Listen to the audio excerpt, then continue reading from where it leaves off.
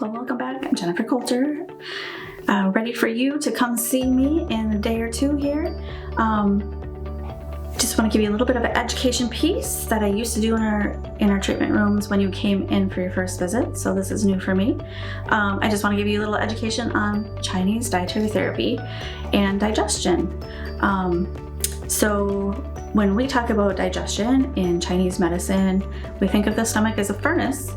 And with that furnace, if you've ever tended a fire, you don't want to throw damp logs in the fire because you put the fire out eventually. Well, the stomach is kind of the same way. You want to make sure you're feeding it well and eating well, and so you have to be careful with what you're choosing to put in your mouth. And so the things that dampen our fire is, there's two ways. One's bad, one's good. The worst way is eating a lot of sweet and greasy. Sweet and greasy food kind of creates a dampness that's a little gooey and it kind of makes things stick a little bit. So creates some dampness that's hard to get rid of. Kind of gets to that point of maybe a mildew basement, if you've ever had to deal with one of those. It's just really hard to get rid of. The other way we can dampen is with cold foods and drinks. And cold foods, we don't really think of this in our culture, but vegetables, fruits, cold beverages, ice, all of that stuff is a dampening, a way to dampen as well.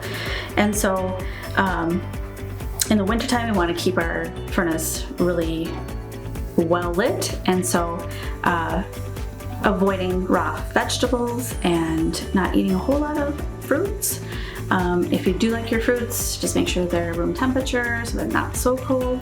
And then if you think of how Asians eat, they cook all of their vegetables, and that's the best way to bring the temperature up and make sure they're ready for digestion. In the summertime, it's usually, hot out, 100 degrees. Sometimes you don't want your furnace up to 100 degrees and then, 100 degrees outside. You're gonna overheat. So you do need a way to kind of dampen that furnace. So eating the raw vegetables and fruits more in the summertime is definitely a good way to dampen naturally and better way. And then meats also have a different temperature as well, and so we don't really think of that in our culture either. Beef has a warmer temperature, pork has a cooler temperature. If you think of seafood and fish, they're cold-blooded and cold water, and so we think of them as having a colder, cooler meat. And so if you think of how you are in seasons, you don't want to be eating cold meat in the wintertime and hot meat in the summertime, or vice versa. Or if you do, then you have to balance it with a different temperature and hope to balance what you're eating. So say you're having a lettuce salad, it's cold, creamy dressing, you're going to have a cold meal.